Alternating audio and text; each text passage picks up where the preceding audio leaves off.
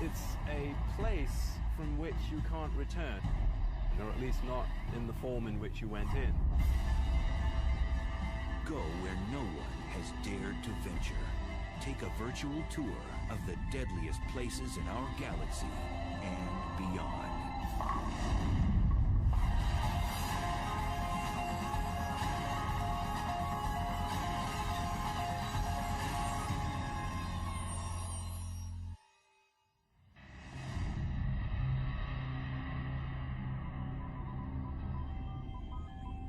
It's the ultimate frontier adventure.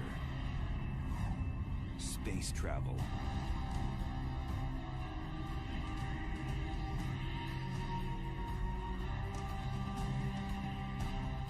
But when trekking through the galactic jungles, one must steer clear of the cosmic hot zones, places teeming with violence and intrigue.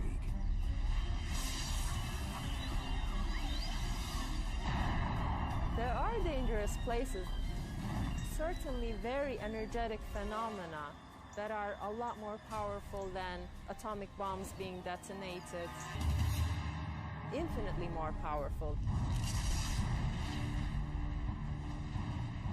The universe does seem to be a very violent place. It seems to have been born in a violent explosion called the Big Bang, and there's all sorts of violent processes going on.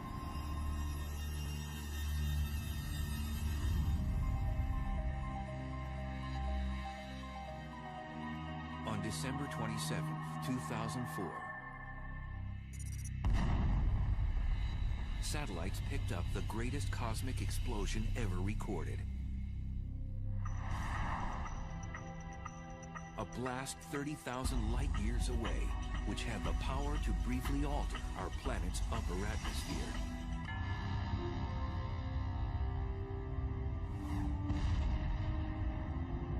The blast was caused by a magnetar, the densest and one of the most dangerous stars in space.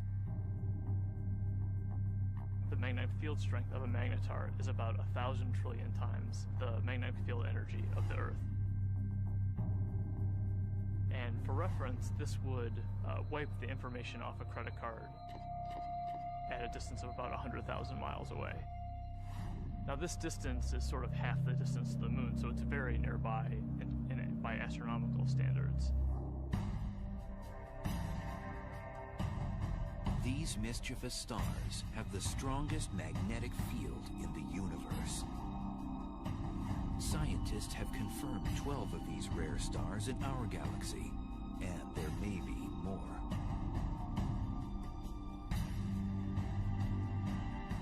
Caltech's Brian Cameron scans the Milky Way for these strange stars.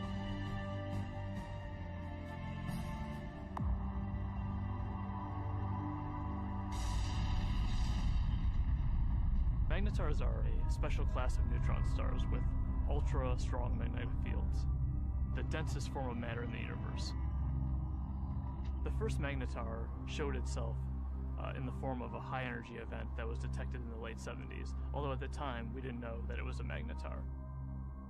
It wasn't until the early 90s that researchers suggested that these objects were dominated by magnetic fields, and that the magnetar theory was actually confirmed.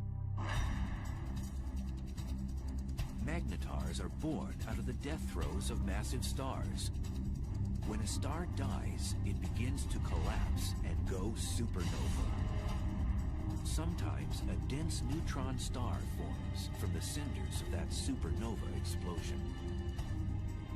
During the process, a few neutron stars become magnetars, which possess a strong magnetic field. These stars eject high-energy emissions of X-rays and gamma rays. We think that normal neutron stars are born from regular stars that are something like 10 or 20 times the mass of the sun. But there's evidence that magnetars are born from possibly even more massive stars than this, something like 40 times the mass of the sun. Typically, a star of such mass would be too heavy to form a neutron star. Instead, its mass would collapse into a black hole. Black holes are formed from cramming a certain amount of mass in a certain volume, and for whatever reason, these stars are unable to do that. One theory is that some massive stars undergo a weight loss program right before exploding as a supernova, losing 90% of their mass. So instead of collapsing into a black hole, the emaciated star becomes a neutron star with extreme magnetic powers. When the magnetic force gets incredibly strong, it deforms the magnetar's crust,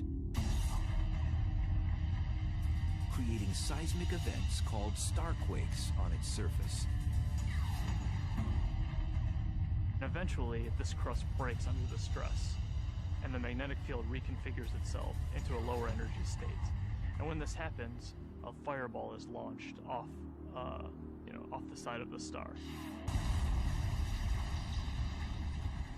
So starquakes on neutron star surfaces are thought to give rise to these giant flares that we see.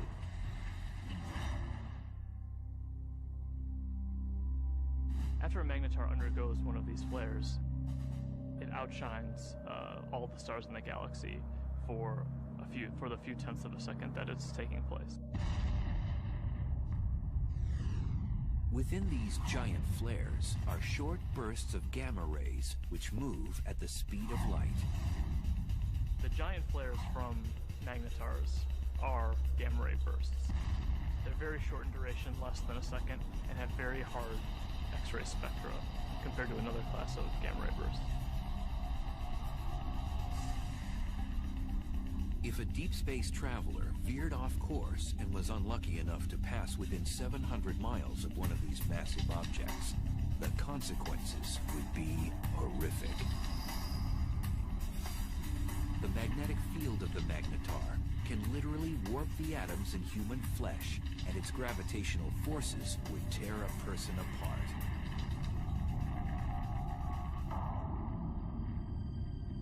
So then, how close would a magnetar have to be to wreak havoc in our solar system? Some suggest that a blast from a magnetar even 10 light-years away could produce cosmic chaos that would destroy our ozone layer and cause mass extinctions.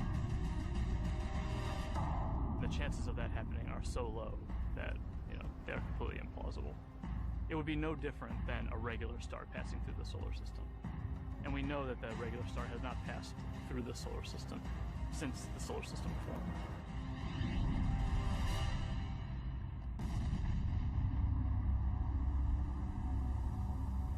Scientists think that magnetars are only a few thousand years old and will become dim after 10,000 years.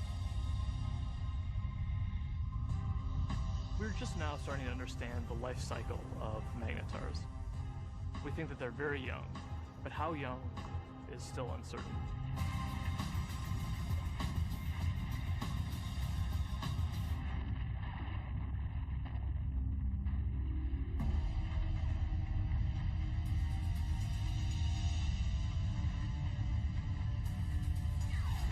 In addition to magnetars, satellites and ground-based observatories have been picking up other violent things in space. Scientists have now confirmed the existence of a phantom-like force that's so strong that it might very well be the most vicious phenomenon in the universe.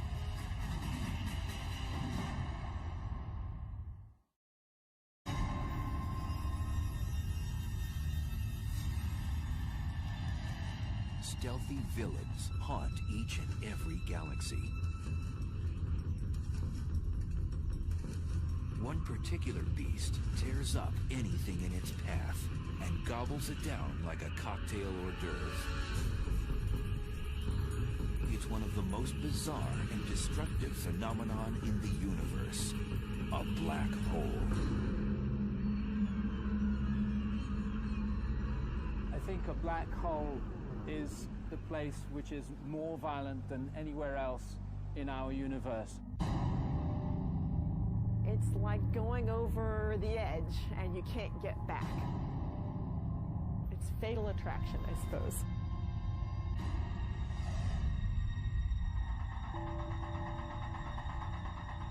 black hole is a region of space where the pull of gravity is so immense that nothing can escape it, not even light.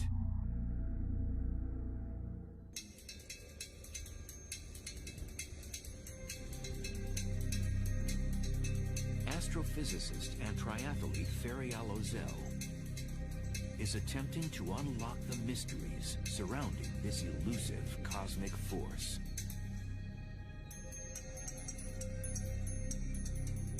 In a black hole, the gravity is so strong that no other force can compete with it, so everything collapses to a single point. Ozel says whatever has a close encounter with a black hole will fall victim to its relentless tidal force of gravity. Imagine you're swimming in a pool and there is no current. You can go whichever direction you want. Now imagine you're taken out of this pool and you're in a river. Imagine a current that is much, much, much stronger. That the only direction that you could go would be with this current. The space around the black hole acts like this wild river. You could never fight this enormous drag that you feel.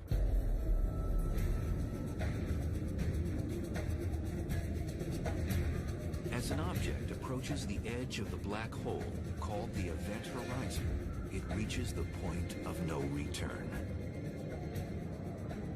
As you come closer and closer to this event horizon, you would already be approaching this extremely fast motion of space under you. And your only future direction is now into the black hole.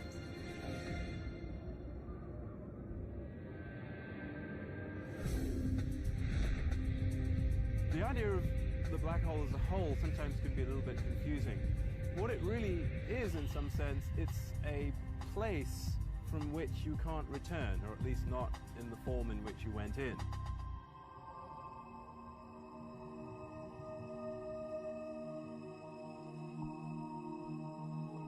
Black holes are difficult to detect because, as the name suggests, you cannot see one by itself because it's black. But scientists have spotted a black hole when its gravity affects something else in space, such as a passing star. A completely isolated black hole would not be visible. What we really see from a black hole is actually the hot material that's swirling around it and that's being sucked into it. So in the neighborhood of these powerful black holes, you'll get a lot of radiation resulting from the black hole pulling in material and stretching it and twisting it as it's falling in. Black holes consume anything in close range, and there are billions upon billions of them prowling the universe.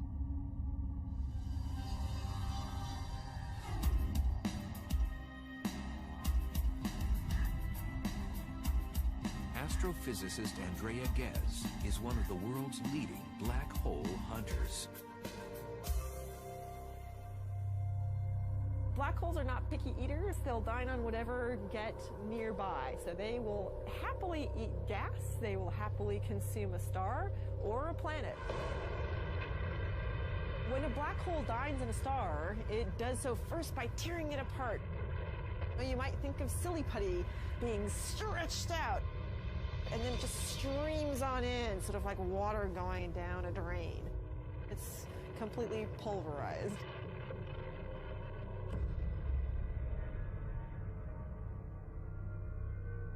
Black holes are produced, we believe, by the collapse of the core of a massive star, something like 25 or 30 times the mass of the sun or more. When it comes to the end of its lifetime, a massive star burns its core all the way past helium, carbon, nitrogen, oxygen, all the way to iron, which has no more nuclear fuel. And when that iron core builds up to a certain mass, there comes a point where it can no longer support itself, and the core will collapse all the way to a black hole, producing at the same time a supernova.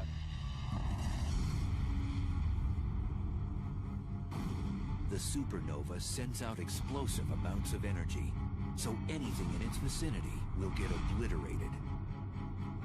Then the remnants of the explosion fall into a newly formed black hole. And it seems the key to the black hole's allure is gravity. Gravity will pull things around, just like the sun's gravity pulls the planets around. In fact, stars will happily orbit the black hole for most of its life and won't actually be sucked in. These stars are actually safe from the fatal attraction of the black hole. But if you do venture too close, like extremely close to the edge, then you do get sucked in. Scientists believe there are millions of wayward black holes throughout our galaxy, the Milky Way. And because we can't readily see them, one could be right next door.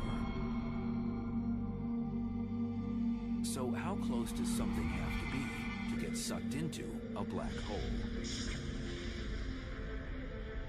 Too close to a black hole is about the distance between the sun and the Earth, but that is certainly too close. For future space travelers, death by a black hole would be a violent way to go.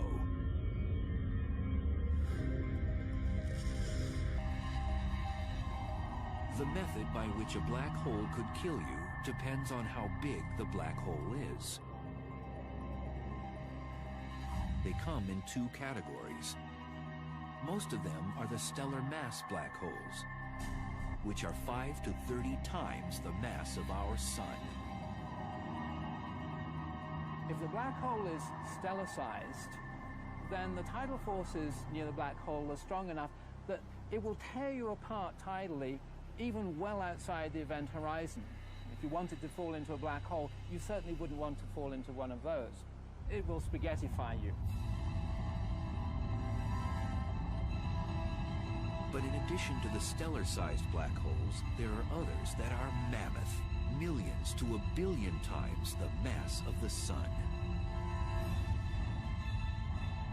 And now scientists believe that these monsters hold center court in every galaxy, including our own.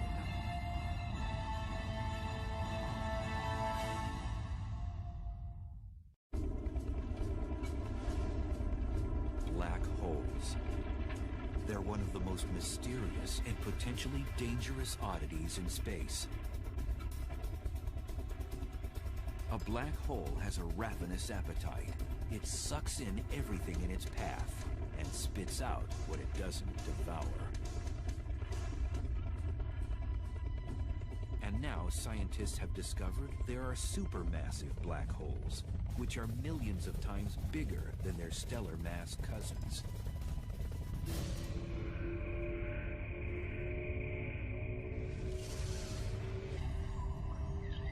And evidence suggests that supermassive black holes were born after the Big Bang, when the universe was first created. The leading idea is that they would have formed just like a stellar black hole from the collapse of the core of a massive star. But then they grew by feeding grossly from the gas, from other galaxies which collided with them.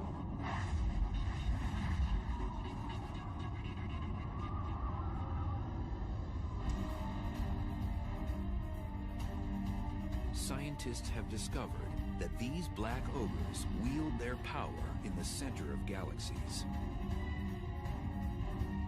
The supermassive black holes are at the center of the galaxy, most likely because they're the most massive object within the galaxy. Massive objects tend to sink to the middle, so you'll always find them at the center of a galaxy. For a long time, scientists didn't think a supermassive black hole existed in our neck of the universe, the Milky Way.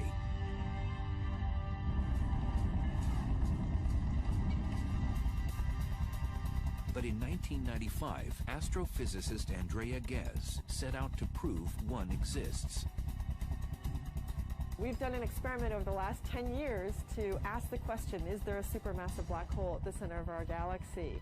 And the way we did this experiment is to use the motions of stars at the center of our galaxy to test whether or not there's a large amount of mass inside a very small volume. And that's the proof of a black hole.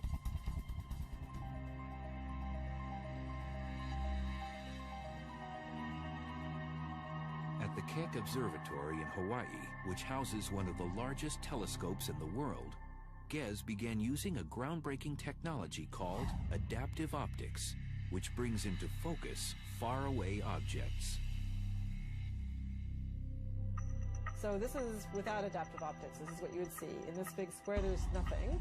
We turn adaptive optics on, and you see the stars. This region contains the stars that provide the keys to our experiment. So we want to watch how these stars move. Ghez noticed that there was a large cluster of stars orbiting around an invisible object at the center of our galaxy. And they were moving at an unusually rapid rate. So we can actually see these stars that are really close to the center, and we can watch them go around. Those stars go around the black hole just the way the planets orbit the sun. The orbits tell us where the black hole is, so it's located right where the star is. That's the center of our galaxy. And the details of exactly how fast these stars are going around and how tight the orbits are tells us the mass of the black hole, which we think today is 4 million times the mass of our sun. For Ghez, confirming that a supermassive black hole indeed exists at the heart of our galaxy was like summiting Mount Everest. It was incredibly exciting to discover the supermassive black hole at the center of our galaxy, simply because it was a question we had set out to address. The question, is there a supermassive black hole? We could design an experiment that actually got at it.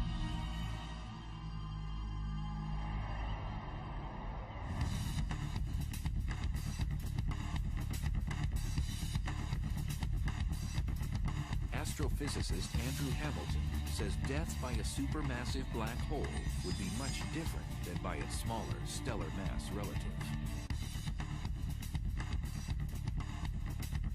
If you want to go and be a tourist and have the ultimate experience of falling inside a black hole and finding out what's really there, go visit a supermassive black hole.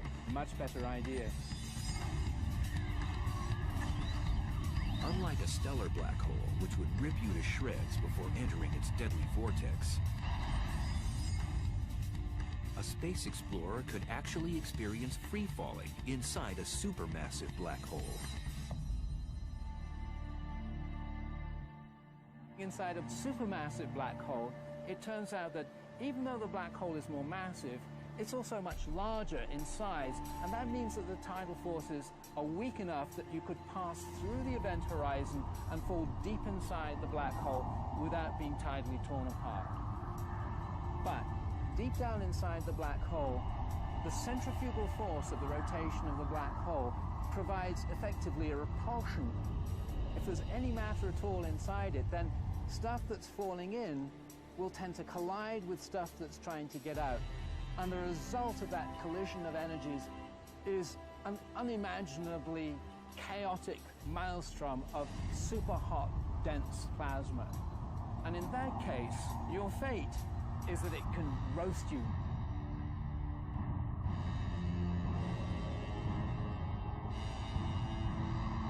So how close would space travelers have to be to get sucked into a supermassive black hole in the center of a galaxy? For a supermassive black hole, you would have to be about 1 million to 1 billion miles from the black hole to feel its influence.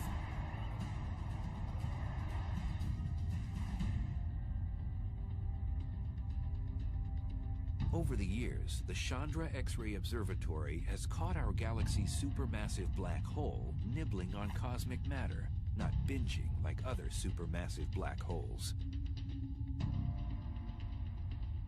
Our black hole is today inactive compared to other black holes. Our galaxy has very little gas at the center, and so there's nothing really for the black hole to feed on. It's not eating very much. It's going on a bit of a starvation diet. Our galaxy's supermassive black hole appears to be fasting. This is partly due to the fact that as a galaxy ages, less and less matter is present for it to gorge on. But in the future, it might be quite a bit more active if it ever gets a fresh supply of gas at its center to feed off of. One way to rejuvenate our supermassive black hole's appetite is to collide with another galaxy. Sound implausible? 2 million light-years away, our closest neighbor, the Andromeda Galaxy, is charging toward us at almost 75 miles per second, or 270,000 miles per hour.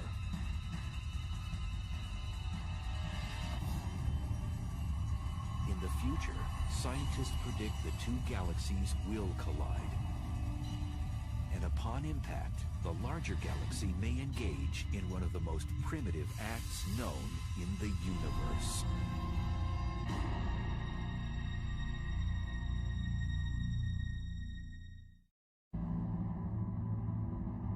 It's one of the most barbaric rituals in space.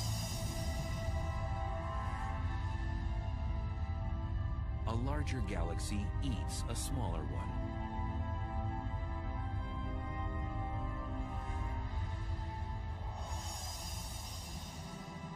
The scenario isn't a science fiction writer's fantasy. It's a cosmic reality. It's called galactic cannibalism.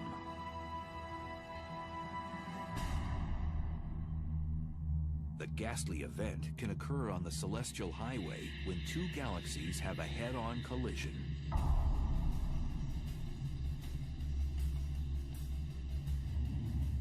Both eventually meld together in a less than harmonious merger. If you're a galaxy, it's very violent. You're torn to shreds.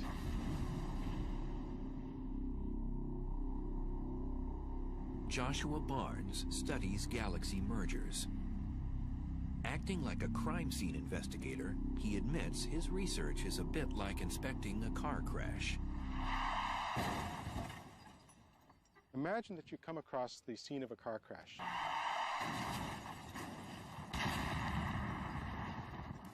Two wrecked vehicles, but no witnesses. Nobody to tell you what happened. All you have is the physical evidence. That's basically what we have to do when we study colliding galaxies. So there are no witnesses to a galactic collision. All that you have is the present state of the wreckage. So you have to conduct a sort of forensic investigation to try and figure out what happened on the basis of what you have today. If they collided head-on, you would know because the fronts were squashed up, but if they, say, sideswiped each other, which is actually more likely in galactic collisions, that would leave you a completely different pattern of wreckage, and you could interpret that. So what causes galaxy mergers? It's gravity. Everything in the universe is falling freely through space, and where you've got two large objects like galaxies, their mutual gravity pulls them together, so they fall into each other. So it's really just the force of gravity pulling things around. The galaxies that we're seeing colliding today, most of them have been bound and destined to collide for upwards of 10, 15 billion years, and they're only now just making it to that first collision.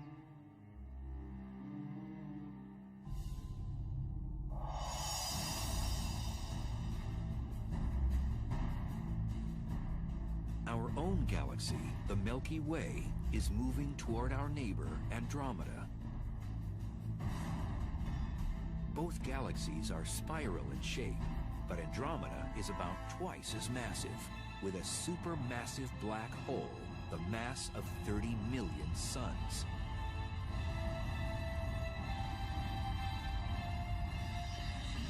It'll look a lot like a dance. and you see the two galaxies come close together, so they kind of dance around each other, getting closer and closer and moving faster and faster before they finally come together. But at the point of impact, these galactic dancers will do more than pirouette. Each one has a spiral disk of stars, and then surrounding that, a halo of dark matter, invisible material that we can detect by its gravitational field. These two dark halos, which are much larger, will overlap as the galaxies pass by. Eventually, as the two galaxies spiral around each other closer and closer, you can no longer distinguish them as separate systems, and finally the nuclei merge.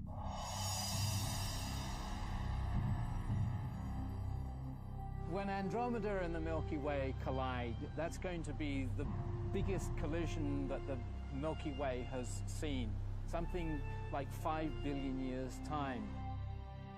The good news is that we, the solar system, will have a grandstand view. What will happen is that two galaxies, their spiral disks, are going to get tidally torn apart into fantastical shapes.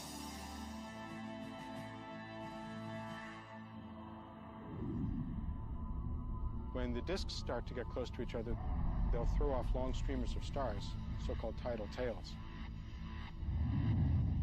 And what happens to the sun and the solar system, should we still be around, it really is hard to predict. We could get lucky and be on one of those tidal tails and get a sort of bird's eye view of the whole process as we fly out. Or we could get thrown into an orbit plunging towards the center of the merging galaxies. There's basically no way to say.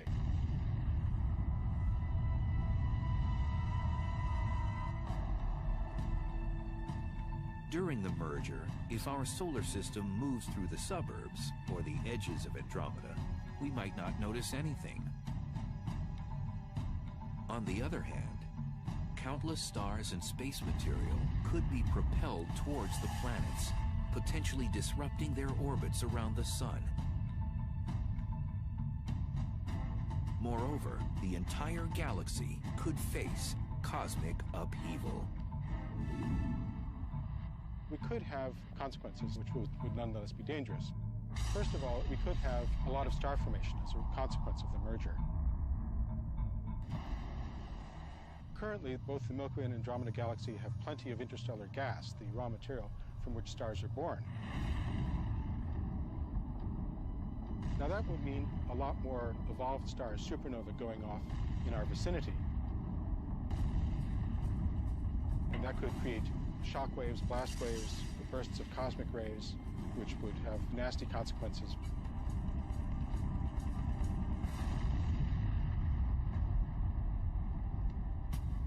After the merger, the fate of our solar system is uncertain, as the supermassive black holes of Andromeda and the Milky Way vie for power in the newly jumbled galaxy.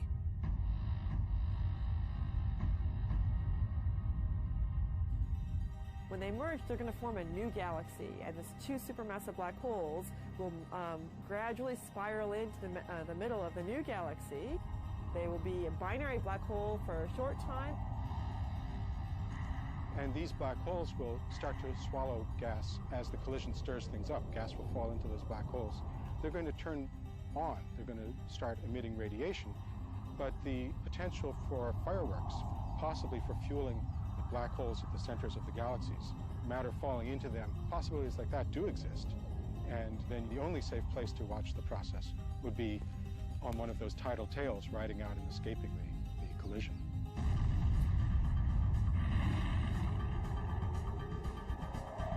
Some scientists think that Andromeda's larger supermassive black hole will eventually consume the Milky Ways.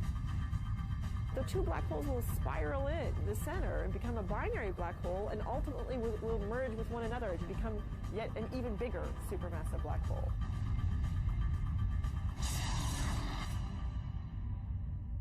So a small galaxy colliding with a large galaxy is likely to be dominated by the larger galaxy. It'll essentially have most of its material absorbed by that galaxy and become subsumed into it.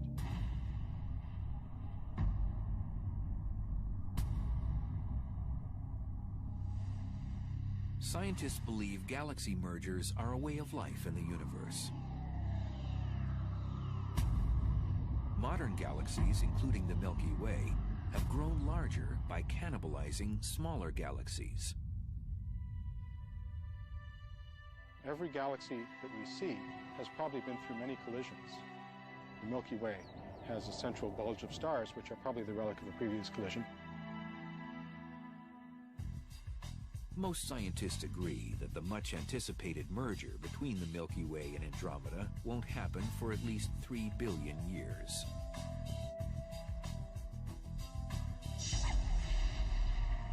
But there may be more immediate dangers in space. In cosmic neighborhoods millions of light years away, there are hyperactive galaxies that have become the big bullies on the block.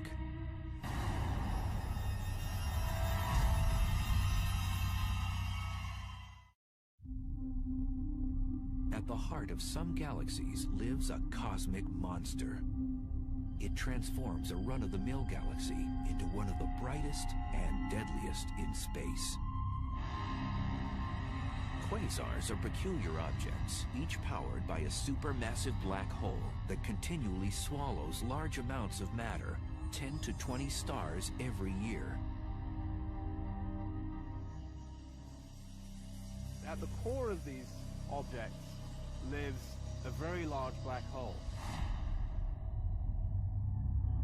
And the role of that black hole is to actually generate a huge amount of energy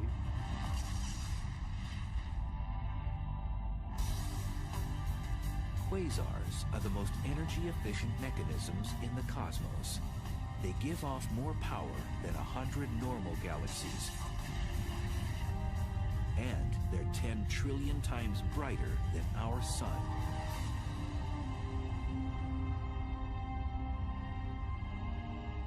So how are quasars created in the universe?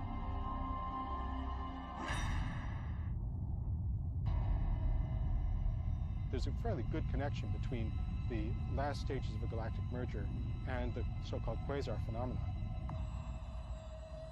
If that really happens in the case of the Milky Way and Andromeda, we could have, for a period of some tens or possibly even 100 million years, a quasar active in the center of the merged galaxies. And a quasar puts out about 100 times as much energy as a typical galaxy. And if we were actually thrown into an orbit which took us towards the center of the galaxy, we could get very close to that quasar and really get scorched. The word quasar stands for quasi-stellar radio source, which means star-like emitters of radio waves. The word was coined when the quasar phenomena was still a mystery. Now we know they're not star-like at all. In addition to emitting radio waves and visible light, quasars also give off ultraviolet rays, infrared waves, X-rays, and gamma rays. All deadly if something or someone gets too close. A quasar is a supermassive black hole at large distance that is active. It's powerful, it's emitting light, and we can observe it in many wave bands. Quasars were first discovered in the 1960s, but as radio telescope imaging got better, astronomers discovered that some of those quasars also have powerful jets beaming out of them. These particular quasars are called blazars, probably some of the most violent phenomena in the universe.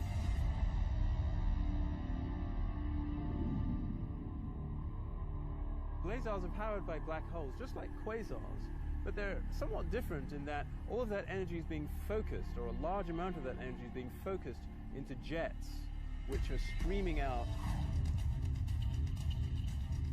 A blazar's aggressive plasma jets produce radiation in the form of radio waves all the way through the spectrum up to high-energy gamma rays.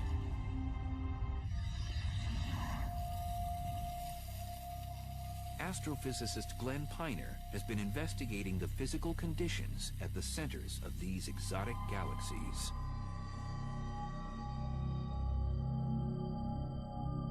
We can use this fountain to visualize the geometry of a blazar. If that circular base of the fountain represents the accretion disk, then the jet of water that's coming up represents the jet of plasma coming out from the blazar. And if the Earth is sitting up in the direction that that water is going, then we would see this object as a blazar. To an astronomer, it's like looking down a fire hose. It really gets you in the eye. You see this bright, blazing thing that we call a blazar. These blazar jets move exceptionally fast. The fastest observed move at 99.9% the speed of light. If you were to take a small object like this bowling ball and you wanted to accelerate it up to 99.9% of the speed of light, you would have to give this bowling ball all the energy produced in the world for an entire week to accelerate it to that speed.